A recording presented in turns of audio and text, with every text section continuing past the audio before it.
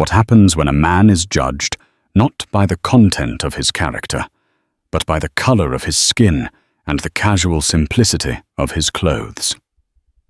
For the crew of Global Lux Airlines Flight 72, a routine transatlantic journey was about to become the last flight of their careers. They saw a black man in a premium seat and assumed he didn't belong. They decided to move him for a more suitable passenger, but they had no idea who they were dealing with. This isn't just a story about prejudice. It's a story of colossal miscalculation and the swift, brutal karma that followed. In 5 minutes, their world would unravel. The first-class Polaris lounge at Newark Liberty International Airport was an oasis of curated tranquility. The air hummed with a low, expensive murmur, the clinking of heavy glassware, the soft rustle of newspapers, and the hushed tones of people who didn't need to raise their voices to be heard. It was a world of muted greys, polished chrome, and the subtle scent of sandalwood and bergamot. In a quiet corner away from the floor-to-ceiling windows that overlooked the bustling tarmac, sat Damien Sterling. To the casual observer, he was unremarkable. He wore a simple charcoal grey hoodie made of a soft, unbranded cashmere dark jeans that were impeccably tailored but devoid of any flashy logo, and a pair of sleek, minimalist sneakers. He wasn't scrolling through a phone or barking orders into a headset. Instead, he was reading a well-worn paperback, its spine creased from multiple readings. A simple black coffee sat untouched on the small table beside him. At 42, Damien Sterling possessed a stillness that was often mistaken for aloofness. His face was thoughtful, his eyes holding a depth that hinted at a life of intense focus and observation. He didn't radiate wealth. He absorbed the space around him with a quiet confidence that was more powerful than any ostentatious display. This quiet man was the founder and CEO of Aurasphere Technologies, a Palo Alto-based company that had revolutionized cloud computing and AI integration. His personal net worth was a figure that financial journalists loved to speculate about, always landing somewhere north of $10 billion. His company was on the verge of signing its most ambitious contract, yet a deal that would reshape an entire industry. He checked his watch, a simple but elegant Patek Philippe Calatrava, its slim profile hidden mostly by the cuff of his hoodie. It was a gift to himself when his company's valuation first crossed the billion-dollar mark. Not for its price, but for its engineering. He appreciated well-made things, whether it was Coda watch or a simple cup of coffee. Boarding for Global Lux Airlines Flight 72 to London Heathrow was announced. Damian finished his coffee, tucked his book into his worn leather satchel, and joined the short line for VIP boarding. He presented his ticket, Seat 1A first-class suite, to the gate agent, who gave him a polite professional smile and waved him through. As he walked down the jet bridge, he felt the familiar low-level hum of anxiety that always preceded a flight. It wasn't a fear of flying, but a weariness of the liminal space, the hours of disconnection. It was also a space where the carefully constructed world of meritocracy he had built around himself often dissolved, leaving him exposed to the raw, unfiltered biases of strangers. He found his seat 1A, a masterpiece of modern aviation design. It was more of a small cocoon than a seat with high walls for privacy. A lie-flat bed, a 24-inch screen, and its own personal minibar. He stowed his satchel, took off his hoodie to reveal a simple black t-shirt, and settled into the buttery, soft Italian leather. He was looking forward to 7 hours of uninterrupted work on his laptop, followed by a few hours of sleep. He had a series of critical meetings in London, the final push to close the Aurasphere deal. The other first-class passengers began to trickle in. A Japanese couple exquisitely dressed, who bowed slightly to him as they passed. An older British woman, with a helmet of silver hair and a string of pearls, who settled into 2B. Then came the cabin crew. The lead flight attendant for the first-class cabin introduced herself. Her name was Brenda Jenkins. She was a woman in her late 50s, with a severe blonde bob and a smile that was practiced to perfection but didn't reach her eyes. She exuded an air of territorial authority. "Good afternoon, sir," she said, her eyes flicking over Damian's casual attire. It was a micro-expression, a barely perceptible tightening around her mouth, but Damian saw it. He had seen it 1,000 times before. The look of assessment, the look of doubt. "Can I get you a pre-departure beverage? Champagne, perhaps? Just some sparkling water with lime, please." Damian replied, his tone even and polite. Brenda's smile faltered for a fraction of a second. The passengers in these seats almost always started with champagne. The water was a pedestrian choice. "Of course, sir," she said, before turning her attention to the next passenger with a much warmer, more genuine-looking smile. Damian sighed internally. He wasn't imagining it. He was a master of reading people, a skill honed in countless boardrooms where spotting a bluff or sensing a weakness could mean the difference between $1 billion success and a catastrophic failure. Brenda had already categorized him. In her mind, he didn't fit the prototype for Seat 1A. He was an anomaly, and her demeanor made it clear that anomalies were not welcome in her perfectly controlled environment. He watched her interact with the other passengers, her voice a syrupy mix of deference and familiarity. He saw her laugh at a joke from a man in a crisp business suit in 3D and compliment the silver-haired woman on her brooch. With him, she had been curt, efficient, and cold. A younger flight attendant, Chloe Davis, brought him his water. She had kind eyes and a genuine smile. "Here you are, sir. Let me know if you need anything at all. We have a wonderful dinner menu tonight." "Thank you, Chloe," Damian said, making a point to use her name. He saw a flicker of pleasant surprise in her eyes. He believed in acknowledging the humanity in everyone, a principle that seemed lost on her senior colleague. The final passenger for the first-class cabin made his entrance just as the gate was about to close. He was a man who didn't walk, he swaggered. Arthur Covington was in his early 60s, his face florid, his stomach straining against the buttons of a gaudy monogrammed shirt. A thick gold watch dangled loosely from his wrist, and the air around him was thick with the scent of expensive but overpowering cologne. He tossed a heavy briefcase onto the seat next to Damien 1B, with a loud thud, completely ignoring Damian's presence. "Brenda, darling," he boomed, his voice filling the quiet cabin. "The traffic was an absolute nightmare. Thought I was going to have to buy the whole damn airport just to get here on time. Get me a double Scotch neat. The 25-year-old single malt, you know the one." Brenda Jenkins transformed. Her professional stiffness melted away into a fawning, almost flirtatious deference. "Mr. Covington, we were saving it for you. It's so wonderful to have you with us again." "Of course, right away." Arthur Covington grunted his approval and finally seemed to notice Damian. He looked him up and down, a sneer forming on his lips. His gaze lingered on Damian's t-shirt and jeans, before dismissing him entirely, as if he were a piece of furniture. Covington was a man accustomed to being the most important person in any room, and he radiated a palpable disdain for anyone he deemed beneath him. He was a private equity magnate, a man from old money, who had a reputation for hostile takeovers and a personality to match. The cabin door was sealed, and the plane began its slow pushback from the gate. Brenda returned with Covington's scotch. "Anything else I can get for you, Mr. Covington?" she cooed. "Yes, actually," Covington said, taking a large gulp of his drink. He gestured dismissively with his thumb toward Damian. "There's been a mistake with my seating."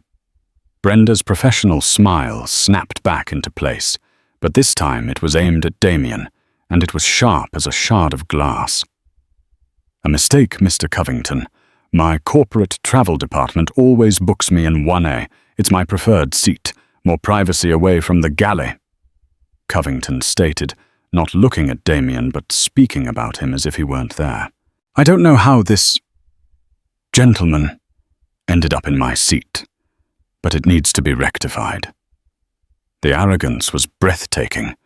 It wasn't a request, it was a demand. Damian, who had been listening to the entire exchange, slowly placed a bookmark in his novel and closed it.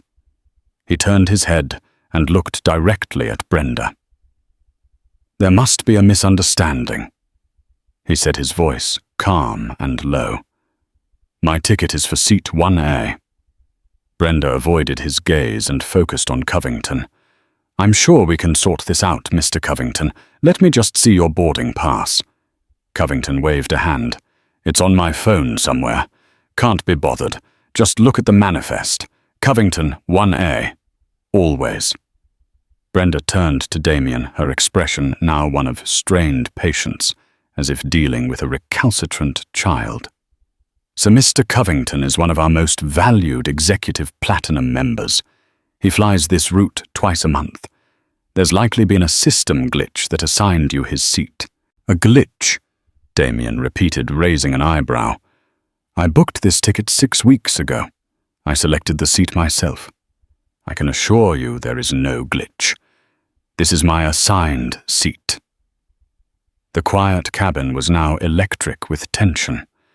The other passengers were pretending not to listen, but the silence was absolute. Chloe, the younger flight attendant, hovered nervously near the galley, her face pale. "Sir," Brenda said, her voice taking on a harder edge, "we appreciate your cooperation, but we need to accommodate Mr. Covington. It's a simple matter of moving you to another seat. We have an open seat in 4D. It's still a suite." Damian didn't move a muscle. "I'm not interested in seat 4D. I'm interested in the seat I paid for, which is this one. You're welcome to check my ticket and your own system. It will confirm I am in the correct seat." Arthur Covington laughed a short, ugly bark. "Just look at him, Brenda. He probably used some sort of discount voucher or a companion pass.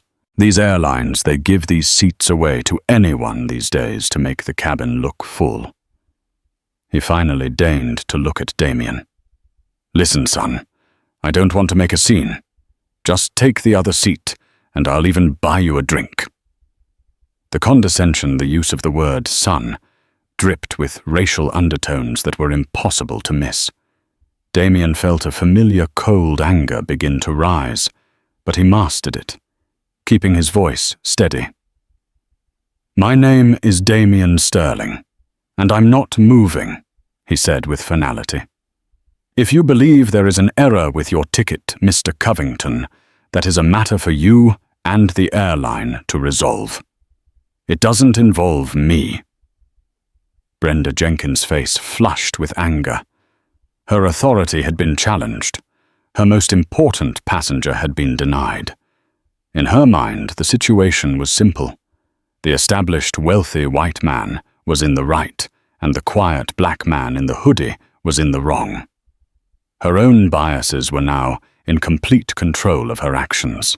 "Sir," she said, her voice dangerously low, "if you refuse to cooperate, I will be forced to call the captain. You are interfering with the duties of a flight crew." "Interfering?" Damian's voice was incredulous. "I'm sitting in my assigned seat. The only person interfering is you, by attempting to unlawfully remove me from it, based on the demands of another passenger.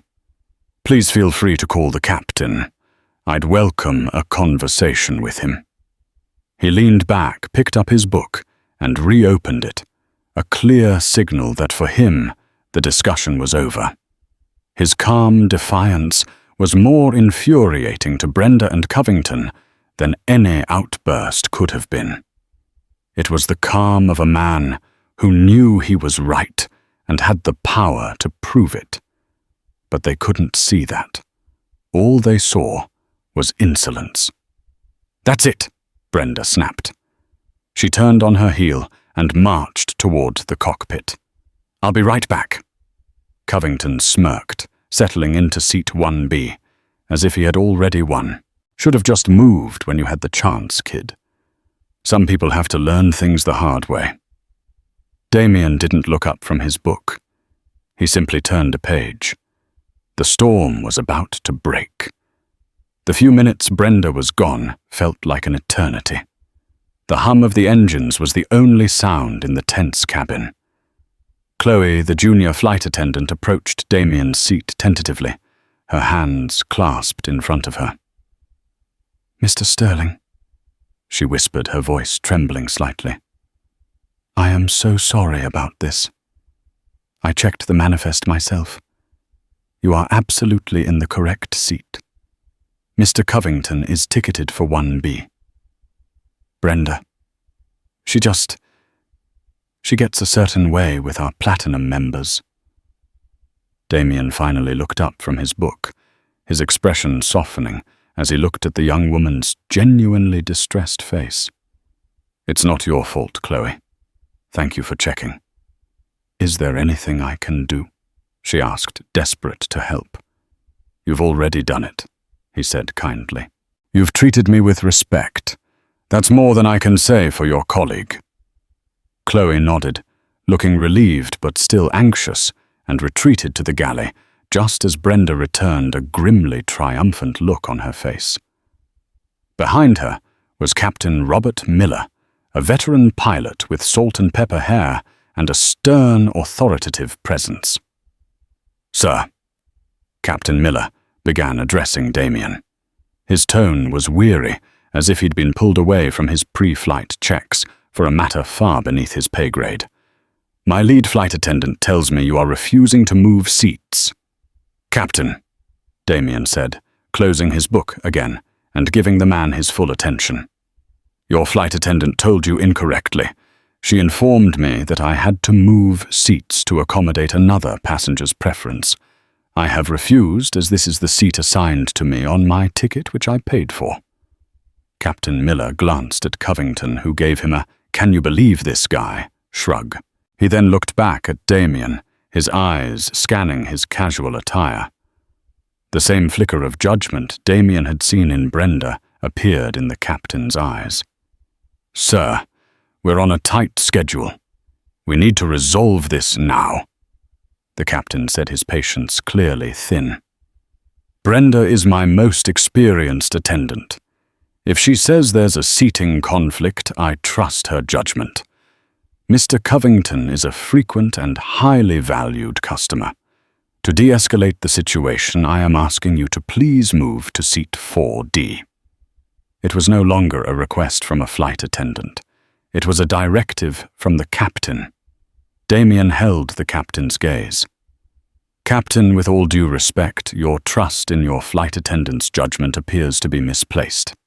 Her judgment seems to be based not on the manifest, but on her personal assessment of Mr. Covington's value versus my own. Are you, as the captain of this aircraft, officially ordering me to vacate my legitimately purchased and assigned seat based on the whims of another passenger?" He had framed the question perfectly. He was forcing the captain to acknowledge the grounds of his order. Captain Miller hesitated. He knew the regulations. A passenger could only be forcibly moved for safety or security reasons. This was a customer service dispute. But the path of least resistance was clear. Covington was the known quantity, the loud, demanding VIP. Damian was the unknown, the quiet man in the hoodie who was disrupting the fragile social order of the first-class cabin. "I am instructing you to move to seat 4D to resolve a customer service issue that is delaying our departure," the captain said, his voice firm.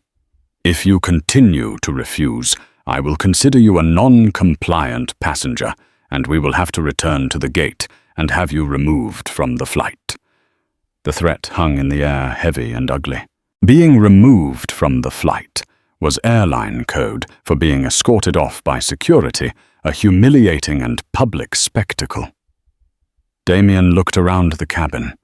He saw the other passengers staring, some with sympathy, others with annoyance at the delay. He saw Covington's smug, victorious smirk.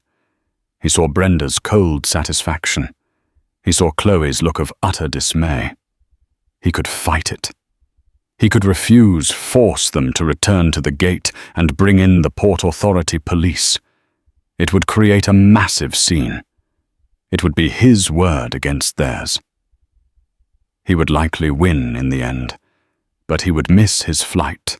His crucial London meetings would be jeopardized, and the victory would be Pyrrhic. There was another way, a quieter, more devastating way. He held up his hands in a gesture of surrender. "All right, Captain. There's no need for threats. If you and your crew are insistent on giving my seat to this gentleman, I will move. I don't want to be responsible for delaying the other passengers." Relief washed over the captain's face. "Thank you for your cooperation, sir." Brenda couldn't hide her smirk. "I'll show you to your new seat," she said, her voice dripping with false sweetness. Damian stood up slowly. He picked up his satchel and his hoodie. He looked at Arthur Covington, who was already swinging his legs into the space, making himself comfortable in seat 1A. Covington didn't even have the decency to look at him. As Damian walked down the aisle following Brenda, he felt the sting of humiliation. It wasn't about the seat anymore. It was about the casual, systemic dehumanization. They hadn't seen a CEO, a tech mogul, or even just a paying customer. They had seen a black man who in their eyes didn't belong, and they had acted accordingly. Brenda gestured to seat 4D. "Here you are. Enjoy your flight." Damian sat down without a word. The door to his new suite felt like the door to a sigh. As Brenda walked away, he heard Covington's booming voice again. "Thank you for handling that, Brenda. Utterly professional. Put that double scotch on my tab." The plane finally finished its taxi and thundered down the runway, lifting into the grey sky. As soon as the seatbelt sign switched off, Damien Sterling reached into his satchel. He didn't pull out his book or his laptop. He pulled out his phone. He wasn't angry anymore. He was cold. He was focused. He was about to demonstrate in the most precise and brutal way imaginable the true meaning of the term valued customer. The cabin had settled into the routine of ascent. The crew was preparing for the dinner service. Arthur Covington was on his third scotch, laughing loudly at something on his tablet. Brenda Jenkins was orchestrating her staff with an air of smug satisfaction, having successfully handled the earlier disruption. In seat 4D, Damien Sterling was perfectly still. The ambient light of the cabin reflected off the screen of his phone. He wasn't on social media. He wasn't venting to a friend. He was composing a single short email. His fingers moved with calm precision. To Isabel Moreau, ashotmoreau@aurasphere.com. CC David Chen, dchen@aurasphere.com. Subject: Urgent Global Lux Deal. Isabel, terminate the Global Lux contract negotiations. Immediately. Issue a press release at 9:00 a.m. PST tomorrow. Cite a fundamental misalignment of corporate values and an unacceptable standard of customer service that has come to my personal attention. Liquidate our entire corporate holding in Global Lux stock GLA at market open. David, cancel all existing corporate travel accounts with Global Lux for all AuraSphere employees effective immediately. Find a new exclusive airline partner by end of day Monday. I don't care about the cost of breaking the contract. I am on Flight 72 to LHR. The service has been enlightening. Damian. Isabel Moreau was Damian's chief operating officer, a fiercely intelligent and loyal executive known in the tech world as the Sterling Executioner, for her ability to enact his vision with ruthless efficiency. David Chen was their CFO, a man who could move markets with a single phone call. Damian hit send. The email transmitted via the plane's high-speed Wi-Fi shot into the ether. On the ground in Palo Alto, it was just after 4:00 p.m. He knew Isabel would still be in the office. He knew what would happen the moment she read it. The gears of a multi-billion-dollar machine would grind to a halt and then slam into reverse. He then sent one more message, this one a text to a private number. Harrison, it's Damien Sterling. I'm on your Flight 72. We need to talk. Unfortunately, we may no longer have anything to talk about. Harrison Vance was the CEO of Global Lux Airlines, a man Damian had met with personally on 3 occasions to hammer out the final details of the most important partnership in his airline's history. Aurasphere wasn't just planning to use Global Lux for its 50,000 employees corporate traveler contract worth an estimated $80 million a year. That was the small part of the deal. The major part, the part that had Global Lux's stock price soaring in anticipation, was the Auraflight OS deal. Aurasphere had developed a next-generation AI-driven operating system for airlines managing everything from ticketing and logistics to in-flight entertainment and predictive maintenance. Global Lux was set to be the flagship launch partner, a deal worth over $500 million in its first phase, and one that would cement Global Lux as the most technologically advanced airline in the world. Damien Sterling wasn't just a passenger on Flight 72. He was the man holding the entire future of the airline in the palm of his hand, and flight attendant Brenda Jenkins had just prompted him to crush it. Less than a minute after Damian sent his text, his phone buzzed. It was Harrison Vance. Damian let it ring. He wanted the man to sweat. He let it go to voicemail. 2 seconds later, it rang again. This time, he answered, keeping his voice low. Damian. Thank God. I got your text. What's going on? Is everything all right? Vance's voice was tight with panic. Not really, Harrison, Damian said calmly. I was under the impression that Global Lux was an airline that valued all its customers. It appears I was mistaken. What are you talking about? Our service is second to none. Damian recounted the events in a flat, emotionless tone. He told him about Brenda Jenkins, Arthur Covington, and Captain Miller. He explained how he had been profiled, belittled, and ultimately forced from his paid-for seat under threat of removal from the flight. On the other end of the line, there was a stunned, horrified silence. Harrison Vance could feel hundreds of millions of dollars and his own career evaporating into thin air. Damian, I am speechless, Vance stammered. This is unacceptable.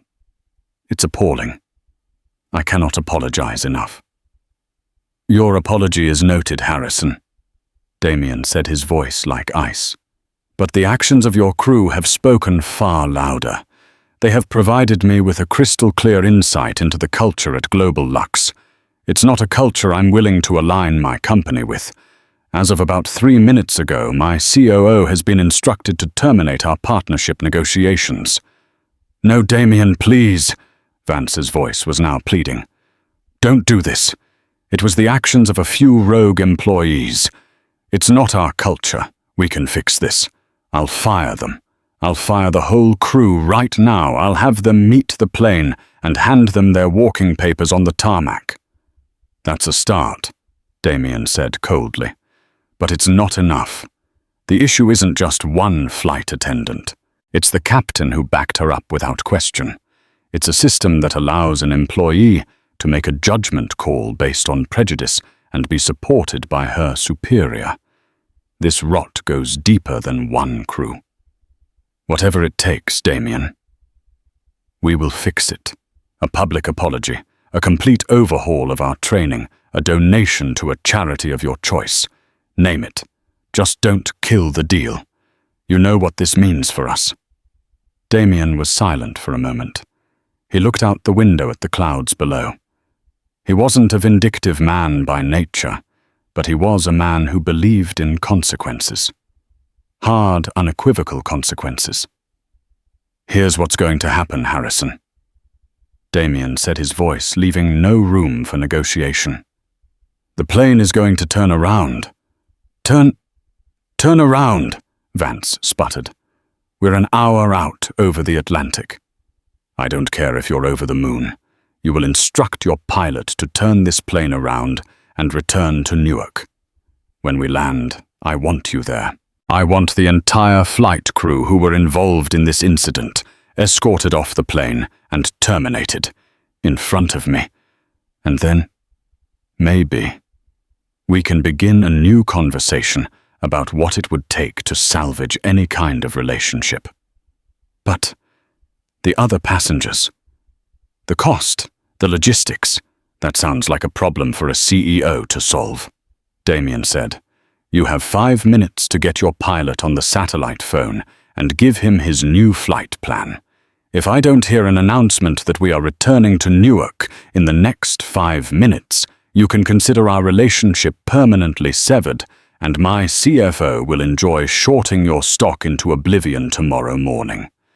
Your clock is ticking, Harrison. Damian ended the call. He leaned his head back against the seat and closed his eyes.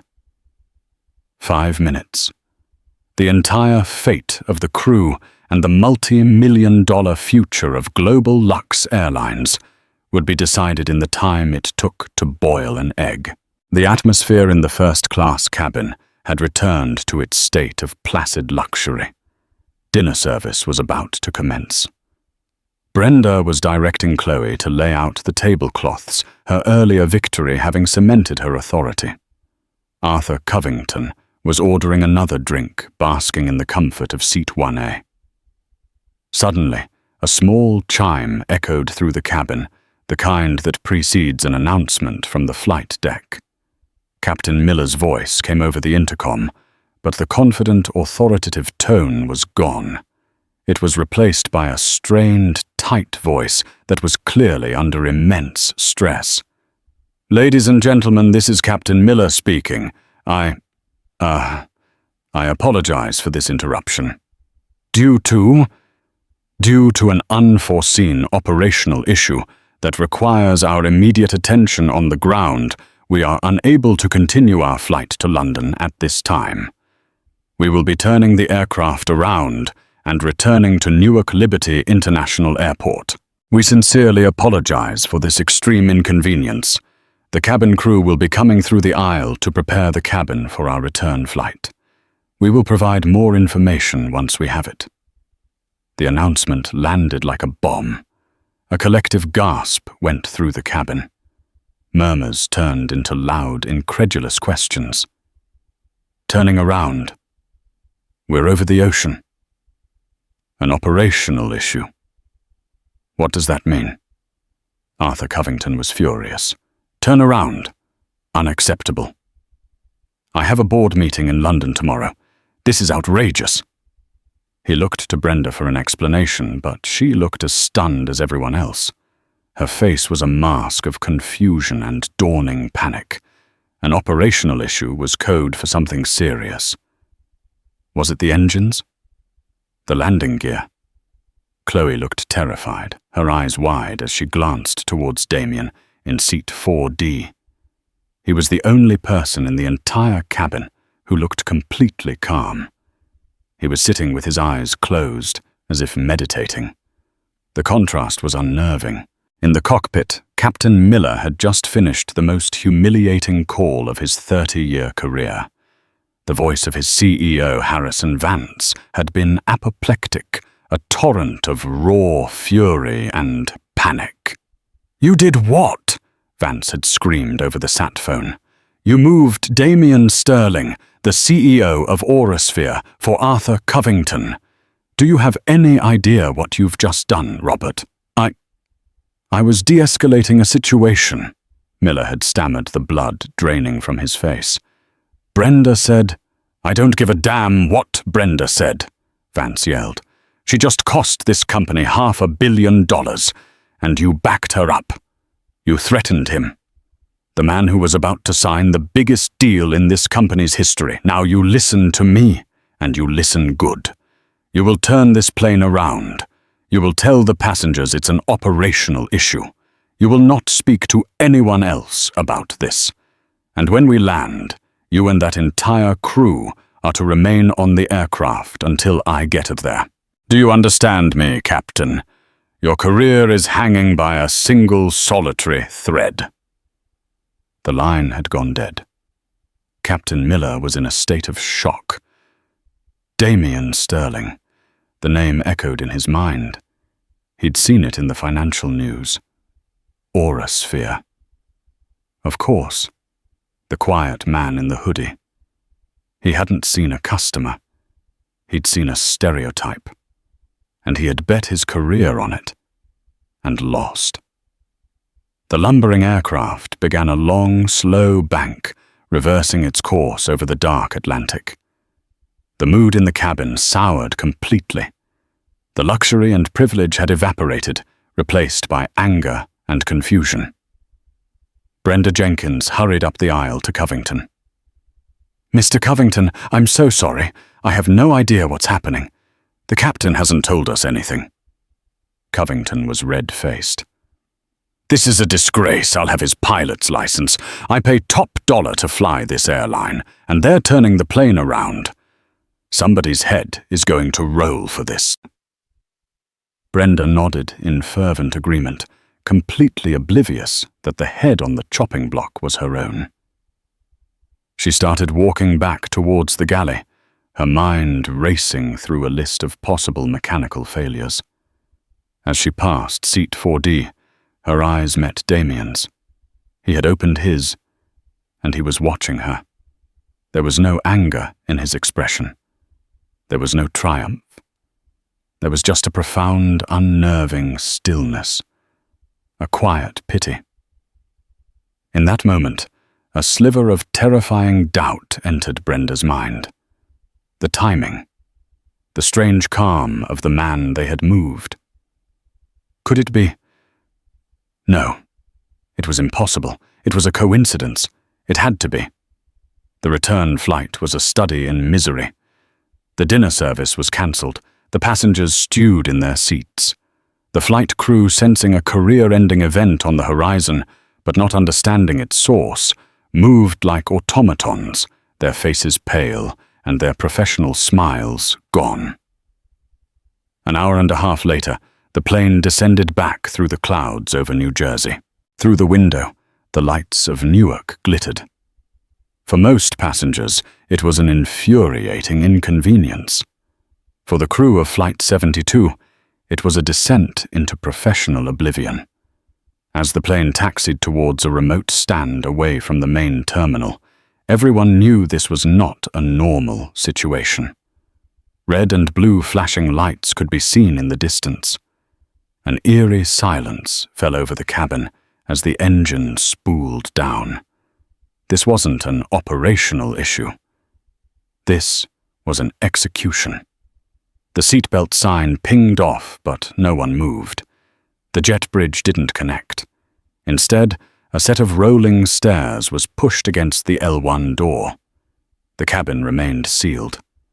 An announcement from the disembodied, defeated voice of Captain Miller instructed all passengers to please remain seated. A few minutes later, the cabin door was opened.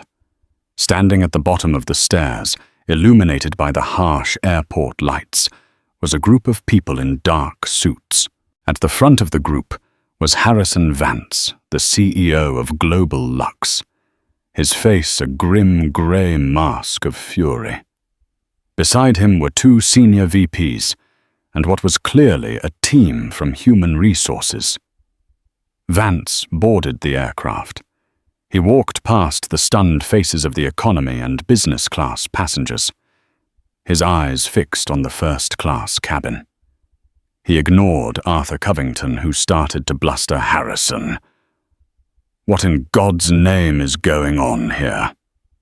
Vance walked straight to seat 4D. He stopped in front of Damien Sterling and spoke in a low, deferential voice that the entire cabin could hear. "Mr. Sterling, on behalf of Global Lux Airlines, I offer my deepest, most sincere apology. Your treatment on this flight was inexcusable and represents a catastrophic failure of our values. I am here to personally address it." Damian simply nodded, his expression unreadable. Vance then turned, his face hardening as he looked at the crew. "Captain Miller, Flight Attendant Jenkins, please come forward." Captain Miller and Brenda Jenkins walked towards him, as if in a trance. The blood had drained from Brenda's face. She was now looking at Damian not with prejudice but with sheer, unadulterated terror. The impossible was true. "Give me your wings and your airline IDs," Vance said, his voice cold and flat. Captain Miller, his hands trembling, unpinned the pilot wings from his jacket. Brenda fumbled in her pocket for her ID, her fingers numb. They handed them over. "You are both hereby terminated from your employment with Global Lux Airlines, effective immediately," Vance declared, his voice ringing through the silent cabin. "Your actions tonight have brought shame upon this company and have caused irreparable damage. You will be escorted from the airport. Your personal effects will be shipped to you." Brenda let out a small, strangled gasp. "But, Mr. Covington, he's our platinum member." You were just discriminating against a passenger," Vance snarled. "And in doing so, you've jeopardized a $500 million contract and the very future of this airline. Your platinum member's preference is not and never will be grounds for the kind of behavior you exhibited." He then turned to the rest of the shell-shocked first-class crew. "The entire crew of this flight is grounded pending a full investigation. As of now, you are all on administrative leave." His eyes briefly fell on Chloe, who looked like she was about to faint.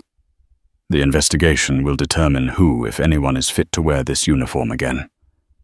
Now Vance's attention finally fell on Arthur Covington, who was staring open-mouthed, his face a comical picture of disbelief. "Arthur," Vance said, his voice dripping with contempt, "your behavior was abhorrent. You instigated this entire disaster with your arrogance and entitlement. I am personally revoking your executive platinum status. Your membership in our loyalty program is terminated. You are no longer welcome on Global Lux Airlines, ever. Now get off my plane." Covington was speechless. Arthur Covington, was being banned. For the first time in his life, his money and his name had not worked. He looked at Damian, the quiet man in the hoodie, who was now being treated with the deference of a king, and a sick understanding dawned on him. He had picked a fight with the wrong man on the wrong day, in the most catastrophic way possible. Security officers boarded the plane. They escorted a weeping Brenda Jenkins and a stone-faced Captain Miller down the stairs. The rest of the crew followed their careers in limbo. Harrison Vance turned back to Damian. "Mr. Sterling, we have a private car waiting to take you wherever you need to go, or we can arrange a private jet to get you to London immediately. Whatever you wish." Damian finally stood up. He walked back to seat 1A, the seat that had started it all, and retrieved his hoodie. He looked at the humbled CEO. "I'll take the car to a hotel," Damian said. "And Harrison, this isn't over. My team will be in touch tomorrow. We have a lot to discuss about the culture of value at your airline." As Damien Sterling walked off the plane past the gawking passengers and the remnants of a crew's shattered careers, he didn't feel a sense of victory. He felt a profound sense of exhaustion. It had been a necessary lesson, but he wished with all his heart that it had never been needed in the first place. The story didn't leak. It exploded. Someone in the cabin had discreetly filmed the moment Harrison Vance fired his crew on the plane. By the time Damian was settled in a hotel suite overlooking Manhattan, the video was already going viral under hashtags like Flight 72, Global Lux Meltdown, and #Karma, Isa Billionaire. Aurasphere's 9:00 a.m. press release hit the wire with the force of a tactical strike. The language was cold, corporate, and devastating, a fundamental misalignment of corporate values, an unacceptable standard of customer service that has come to our personal attention at the highest levels. When the market opened, Global Lux Airlines GLA stock plummeted, traders spooked by the loss of the massive Aura Flight OS contract, and the PR nightmare dumped their shares. In the first hour of trading, the airline lost over $180 million in market capitalization.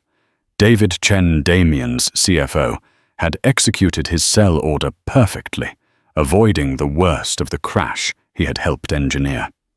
The news media went into a frenzy. The Wall Street Journal, Bloomberg, and Forbes covered the financial angle, the colossal business blunder. Aviation blogs dissected the flight regulations. But it was the mainstream and social media that focused on the human story. Billionaire black CEO forced from seat for white passenger fires entire crew mid-air, screamed the headlines. Damien Sterling, who had always fiercely guarded his privacy, was thrust into the global spotlight. Pictures of him, mostly from business magazines, were juxtaposed with screenshots from the viral video. He became an unwilling symbol of the fight against casual everyday racism. The karma for the main players was swift and brutal. Brenda Jenkins became the face of the scandal. Her name and picture were everywhere. She was doxxed online. She lost her job, her pension was frozen pending the investigation, and she became unemployable in the industry she had dedicated 35 years of her life to. In interviews with tabloid reporters, she was tearful and unrepentant, blaming political correctness and claiming she was just doing her job, a defense that only fueled the public's outrage.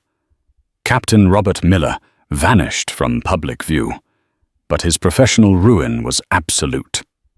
The FAA launched its own investigation into his decision to threaten a passenger's removal without proper cause. His pilot's license was suspended. He was a pariah in the tight-knit aviation community. His career was over. Arthur Covington faced a different kind of firestorm. His company, Covington Capital, was built on its founder's aggressive alpha reputation. But in the court of public opinion, he was now just a racist bully. Activist investors called for his removal. Several major pension funds, citing the reputational risk associated with his behavior, announced they were pulling their investments from his firm. His partners forced him into a leave of absence he would never return from. The man who demanded a seat out of entitlement ended up losing his own seat at the head of the table. Global Lux Airlines was bleeding. On top of the stock crash, they faced a wave of cancellations from disgusted customers. The viral video became a training manual for rival airlines on what not to do. Harrison Vance was in full crisis mode, spending his days in damage control meetings and his nights on the phone with Damian's COO, Isabel Moreau, practically begging for a path to redemption. And then there was Chloe Davis, the junior flight attendant. During the internal investigation, her name came up repeatedly. Passenger testimony and her own statement confirmed she had tried to de-escalate had confirmed Damien's correct seating and had shown him courtesy. 2 days after the incident, she received a certified letter. It wasn't from Global Lux. It was from Aura Sphere Technologies. It was a job offer to join their corporate events and logistics team at double her airline salary. The note at the bottom, handwritten by Damien Sterling, simply said, "Kindness and integrity should be rewarded. Welcome to the team." A week after the incident, Damien Sterling sat across from a haggard-looking Harrison Vance in a conference room at Aura Sphere's headquarters. "I understand that my company is now the majority shareholder in your airline's debt." Damian began, his voice devoid of any emotion. After the stock had cratered, David Chen, on Damien's instruction, had bought a significant portion of Global Lux's corporate debt on the cheap. Damien Sterling was now effectively the airline's banker. Vance nodded miserably. "Yes. That gives me a certain influence," Damian continued. "I am not interested in destroying your airline, Harrison. I am interested in rebuilding it. The deal for Aura Flight OS is back on the table." Vance looked up, a flicker of hope in his eyes. "Really?" "Yes," Damian said. "But the terms have changed. The original price stands. However, Aura Sphere will also be taking a 20% equity stake in Global Lux as part of the deal. We are going to be partners, true partners. And our first order of business is to change your culture from the inside out." What followed was one of the most radical corporate overhauls in aviation history. Driven by Damian and executed by Vance, Global Lux launched the Flight for All initiative. It was a mandatory, top-to-bottom retraining of all 40,000 Global Lux employees, from baggage handlers to the CEO, developed in partnership with leading diversity, equity, and inclusion experts. It focused on unconscious bias, de-escalation, and a new company-wide philosophy. Dignity is the only platinum status. Damian funded a new scholarship program in partnership with the airline to help people from underprivileged backgrounds attend flight school and enter aviation careers. He insisted that performance reviews for all customer-facing employees be tied directly to measurable standards of impartial and respectful service. The airline's public apology wasn't a simple press release. It was a full-page ad in every major newspaper signed by Harrison Vance, detailing the specific failures on Flight 72 and the concrete steps being taken to fix the company's culture. Vance, under Damien's guidance, owned the failure completely. Slowly, painstakingly, the airline began to heal. The stock price stabilized and began to creep back up as the market saw the sincerity and the financial power of Aura Sphere behind the changes. The story of Flight 72 became a case study at business schools, a lesson in the astronomical cost of prejudice and the power of accountability. Damien Sterling never spoke publicly about the incident himself. He had no interest in being a celebrity or a martyr.